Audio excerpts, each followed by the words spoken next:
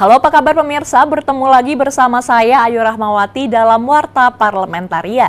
Kami sudah menyiapkan beragam informasi seputar kinerja dan kegiatan anggota DPR RI. Dan pemirsa, inilah Warta Parlamentaria selengkapnya.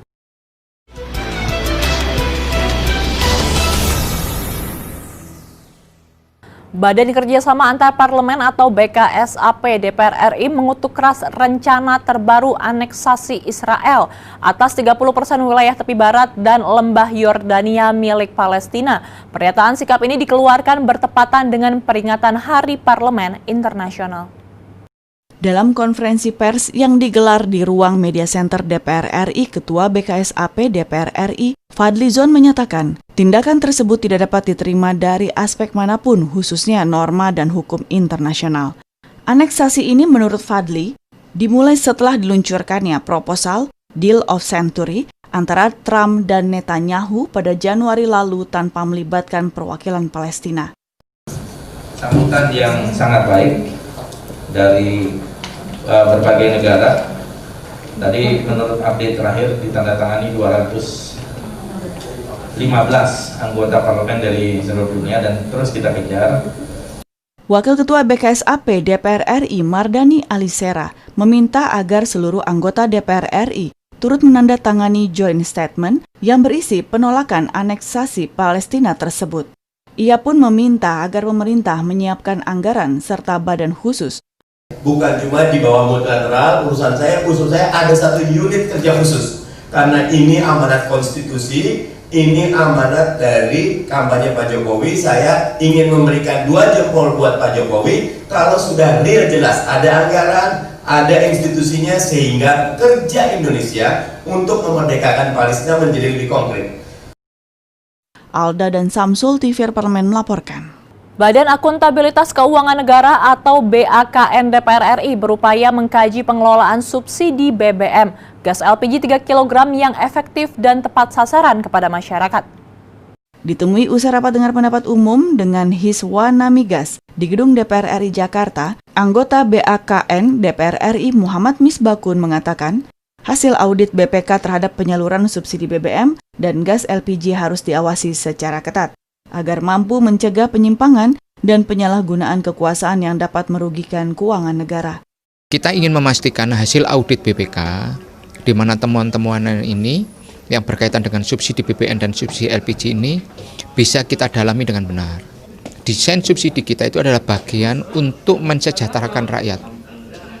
Negara membelanjakan uang yang sangat besar di sektor bahan bakar minyak dan di sektor LPG ini untuk mengangkat derajat kehidupannya rakyat. Wakil Ketua BAKN DPR RI Ahmad Saihu mengatakan penyaluran subsidi BBM berpeluang banyak terjadi kebocoran dan kerugian pada negara. Untuk itu pengawasan terhadap implementasi jumlah kuota BBM di lapangan harus sesuai dengan batasan regulasi dan aturan yang berlaku. Karena kita melihat dalam subsidi BBM ini berpeluang juga untuk banyak terjadi kebocoran. Dari pengalaman 2019 yang lalu, dari target 14,5 juta kiloliter ya, yang ditargetkan itu ternyata itu melonjak pada realisasinya sampai 16,2 juta kiloliter. Kontrol terhadap BBM subsidi ini maupun LPG bersubsidi ini perlu betul-betul efektif dan tepat sasaran. Ajib dan Zia, TVRI Parlemen melaporkan. Terkait informasi 10 orang reaktif COVID-19, pimpinan DPR RI menindaklanjuti hal tersebut dengan menggelar tes usap atau swab test. Selain itu, DPR RI akan mengusulkan adanya evaluasi protokol pencegahan COVID-19 di kompleks parlemen untuk mencegah penularan. Wakil Ketua DPR RI Sufmi Dasko Ahmad yang ditemui di Gedung Nusantara 3, Senayan, Jakarta baru-baru ini mengatakan, gedung DPR merupakan rumah rakyat yang tentunya banyak sekali orang yang datang. Sufmi Dasko juga menyatakan saat ini dalam protokol COVID-19 sudah ada persyaratan di mana kegiatan fisik hanya 60%. Akan tetapi sarana dan prasarana masih belum maksimal sehingga penularan masih belum terhindari. Memang pengetatan protokol COVID harus lebih ditingkatkan dan kita pikir dengan adanya hal seperti ini Mungkin kegiatan fisik kita akan turunkan dari 60 menjadi 50%. Mungkin nanti kita akan usulkan kepada pimpinan DPR yang lain. Terima kasih. Selain itu, Sufmi Dasko juga menyatakan DPR telah mengadakan alat ventilator sebagai upaya menghindari hal-hal yang tidak diinginkan. Ya, kami sudah mendatangkan pihak medis dan di Yankes kita juga sudah ada persiapan sebenarnya untuk antisipasi, termasuk kemarin sudah diadakan ventilator. Memang pengetatan protokol COVID harus lebih ditingkatkan dan kita pikir dengan adanya hal seperti ini mungkin kegiatan fisik kita akan turunkan dari 60 menjadi 50%. Mungkin nanti kita akan usulkan kepada pimpinan DPR yang lain. Terima kasih. Zikri dan Yaserto Denus TVR Parlemen melaporkan. Jangan kemana-mana pemirsa, karena kami masih memiliki banyak informasi lain dalam Warta Parlamentaria. Di antaranya datang dari Komisi 7 DPR RI dukung pengembangan riset konsorsium vaksin COVID-19 setelah jeda berikut.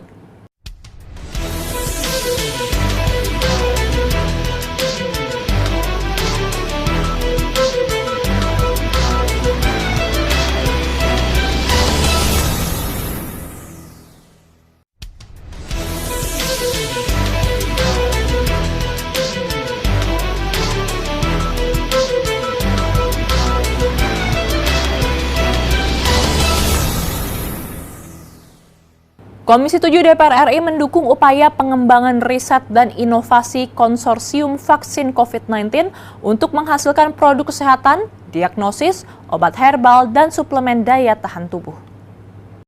Ditemui usai rapat dengan Kepala Konsorsium Riset dan Inovasi COVID-19, Kepala BPPT, LIPI, dan LBM Management di Gedung DPR RI Jakarta, Wakil Ketua Komisi 7 DPR RI Ramson Siagian menilai, hasil riset vaksin COVID-19 mengalami perkembangan yang cukup baik, sehingga memerlukan dukungan kebijakan dan anggaran dari berbagai kementerian dan tim gugus tugas untuk menghasilkan produk yang dapat dipasarkan secara massal. Hanya memerlukan dukungan kebijakan dan dukungan anggaran. Artinya dukungan kebijakan baik dari Kementerian Kesehatan maupun dari gugus tugas Kementerian Dalam Negeri dan yang terkait itu kebijakan-kebijakan akan memberikan peluang atau ruang berkembangnya hasil penelitian tersebut sehingga bisa berproses menjadi produk massal. Ketua Konsorsium Riset dan Inovasi COVID-19 Ali Gufron Muhti mengatakan, produk inovasi penanganan COVID-19 merupakan hasil kajian dari para peneliti dalam menemukan obat herbal tradisional untuk meningkatkan kekebalan tubuh dari berbagai serangan virus. Para peneliti, perekayasa, dosen-dosen itu sudah lebih, kalau tidak 3 bulan tapi sebelumnya 1.600 inovasi. Jadi ini suatu hal yang luar biasa, tinggal tadi dukungan dan kami sangat berterima kasih kepada Komisi 7. Ajib Caniago dan Rizky, TVR Parlemen, melaporkan. DPR RI mendorong Badan Pusat Statistik atau BPS meningkatkan kinerja selama pandemi, mengingat pengumpulan data sangat dibutuhkan dalam pembuatan kebijakan pemerintah. Dalam rapat dengar pendapat Komisi 11 DPR RI dengan BPS, anggota Komisi 11 DPR RI Mustafa mengatakan peran BPS harus semakin diperkuat karena ketepatan kebijakan yang dibuat pemerintah sangat tergantung pada keakuratan data yang dikumpulkan sekaligus diolah oleh BPS. Saya tidak ingin bahwa BPS kehilangan fungsi atau kurang tepatnya untuk dalam pendataan. Dengan sistem digitalisasi, sekalipun belum sempurna, maka saya berharap betul dengan kurangnya anggaran yang pada saat ini itu tidak mengurangi spirit daripada rekan-rekan BPS. Anggota Komisi 11 DPR RI, Putri Aneta Komarudin mengungkapkan, di tengah situasi pandemi saat ini, peran BPS harus ditingkatkan ke taraf yang lebih modern. Di masa yang akan datang, BPS harus mampu melakukan penambangan data atau data mining, khususnya di era teknologi informasi seperti saat ini. Dengan adanya pandemi ini, kita semakin melihat pentingnya peranan BPS dalam melakukan sensus penduduk dan bagaimana integrasi dari data-data kependudukan kita ini bisa digunakan untuk membuat kebijakan yang lebih relevan lagi gitu. Karena kita melihat dari distribusi bantuan sosial dan data-datanya itu kan menjadi masalah yang sangat besar di saat pandemi ini. Mustaqim dan Zia, TVR Parlemen, melaporkan. Komisi 6 DPR RI mendorong Menteri BUMN berkoordinasi dengan Menteri Keuangan agar segera mengeluarkan peraturan Menteri Keuangan terkait verifikasi pembayaran piutang pemerintah pada BUMN Karya. Ditemui usai rapat dengan Direksi BUMN Karya di Gedung Nusantara 1 DPR RI Jakarta, anggota Komisi 6 DPR RI Andre Rosiade menyampaikan, Komisi 6 mengapresiasi langkah pemerintah yang membayarkan dana talangan pada BUMN Karya terkait pembebasan lahan tol. Ia berharap pembayaran tersebut dapat memperbaiki neraca keuangan BUMN Karya. Isunya adalah soal verifikasi. Ada perpres baru, kalau dulu dana talangan ini diverifikasi oleh BPKP baru ke LMAN. Nah sekarang di perpres yang baru itu langsung Inspektorat Keuangan, Departemen Keuangan. Tapi PMK-nya, Peraturan Menteri Keuangannya belum keluar. Anggota Komisi 6 DPR RI Nasim Khan menyampaikan, Komisi 6 berharap pembayaran piutang oleh pemerintah dapat dimanfaatkan dengan baik oleh BUMN Karya, sehingga BUMN Karya dapat mandiri dengan memanfaatkan keuntungan yang didapat dari pembangunan yang telah dilakukan. Dan saya harapkan karya-karya ini bisa bekerja sama, bisa sinergi, bisa merangkul pengusaha-pengusaha khususnya di daerah-daerah dia bekerja, yaitu di komunitas-komunitas titik yang dia mendapatkan proyek pekerjaan. Itu saya harapkan ke depan. Amita dan Rizky, TVR Parlemen, melaporkan. Anggota Komisi 2 DPR RI menekankan penambahan anggaran KPU dan Bawaslu harus optimal dan tepat sasaran, khususnya dalam persiapan pelaksanaan Pilkada serentak 9 Desember 2020. Ditemui di Gedung Nusantara DPR RI Jakarta, Hugua menegaskan, tahapan pelaksanaan Pilkada serentak 2020 harus tetap terjaga kualitasnya, meski di tengah pandemi virus corona di Indonesia, sehingga mampu menghasilkan kepala daerah berkualitas dan amanah. Tambahan anggaran KPU dan Bawaslu ditujukan untuk pengadaan barang dan jasa protokol kesehatan, diantaranya saat pendaftaran peserta dan pemungutan suara. Untuk mencari pemimpin daerah, baik gubernur, bupati, wali kota. Salah memilih atau salah prosedur, ada yang kurang dalam prosedur itu artinya mengurangi kualitas. Mencari pemimpin yang punya kapasitas leadership yang baik dalam kerangka pembangunan daerah. Sementara itu, anggota Komisi 2 DPR RI, Endro Suswantoro menegaskan, penambahan anggaran bagi KPU dan Bawaslu harus menyesuaikan dengan kondisi dan perekonomian Indonesia di tengah pandemi virus corona. Nantinya penambahan alat pelindung diri atau APD bagi petugas penyelenggaraan pilkada bisa dikoordinasikan dengan gugus tugas percepatan penanganan COVID-19 di daerah setempat. Itu fleksibel supaya daerah, KPU daerah bisa menentukan. Kan ada APD yang sudah dipenuhi oleh kepala daerah, rapid test juga oleh kepala daerah. Nah ini kan tambahan anggaran ini jangan disia-siakan, ya bisa untuk penambahan TPS dan sebagainya. Kimi dan Samsul, TVR Parlemen melaporkan. Pemirsa, kami masih memiliki banyak informasi lain dalam Warta Parlementaria. Tetaplah bersama kami.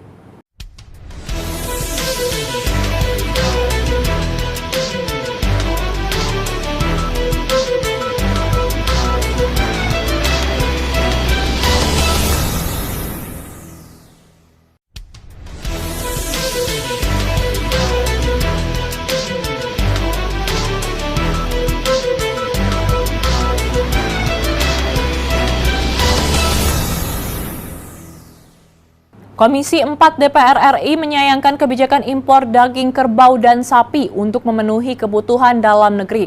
Padahal sejak Hari Raya Idul Fitri lalu belum ada gejolak permintaan yang tinggi dan produksi daging lokal masih sanggup memenuhi. Usai rapat dengar pendapat umum dengan gabungan pelaku usaha peternakan sapi potong Indonesia di Gedung Nusantara DPR RI Jakarta, Ketua Komisi 4 DPR RI Sudin mengatakan, masuknya daging kerbau dari India dan daging sapi dari Brazil berpotensi merubah harga pasaran daging lokal. Izin impor awalnya untuk mengantisipasi lonjakan permintaan saat Lebaran. Kenyataannya, permintaan daging sapi maupun daging kerbau tidak mengalami peningkatan signifikan. Tetapi kan waktu Lebaran tidak ada sedikit pun gejolak masalah harga daging. Nah ini yang menjadi pemikiran teman-teman ini. Setelah Lebaran selesai, dagingnya masuk, apakah tidak akan menghancurkan harga peternak lokal? Anggota Komisi 4 DPR RI Sunarna membenarkan masuknya daging impor dari India dan Brazil akan berdampak pada harga daging lokal. Terlebih di masa pandemi virus corona ini, masyarakat sudah sangat terdampak dari sisi ekonomi. Daging ini tentu akan mengganggu untuk peternakan rakyat. Harga tentunya akan menurun, kasihan mereka. Apalagi dalam kondisi COVID seperti ini, mudah mereka sulit, ditambah harga sapi mereka ciri juga lebih murah, tentu akan berdampak. Nadia dan Samsul, TVR Parlemen melaporkan. Anggota Komisi 8 DPR RI mendorong adanya sentralisasi data kemiskinan yang valid di tiap daerah oleh Kementerian Sosial, sehingga pemerintah bisa memberikan bantuan yang tepat guna pada masyarakat yang benar-benar membutuhkan.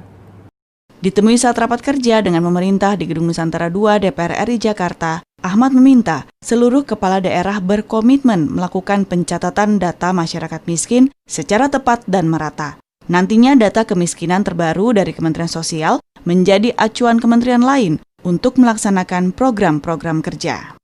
Muara data itu ke Kemensos, yang melaksanakan program karena tupoksinya adalah Kemensos. Jadi dalam ini memang muara semuanya nanti ke Kemensos, tapi dengan catatan satu ID, satu identitas. Jadi kita harapkan nanti satu pintu, jadi one entry semuanya. Bantuan-bantuan itu kita harapkan nanti satu pintu semuanya, sehingga nanti tidak tumpang tindih.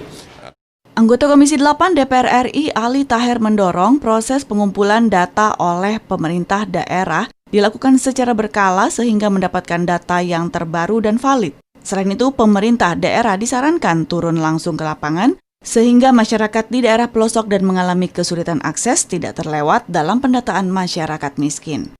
Memang input data dari bawah selalu bervariasi, bahkan evaluasinya tidak sama waktunya. Ada yang sampai 5 tahun, ada yang 2 tahun, ada yang 3 tahun. Nah, kita mendorong supaya data itu dilakukan dalam waktu yang singkat, paling tidak 1 bulan 1 kali terupdate data.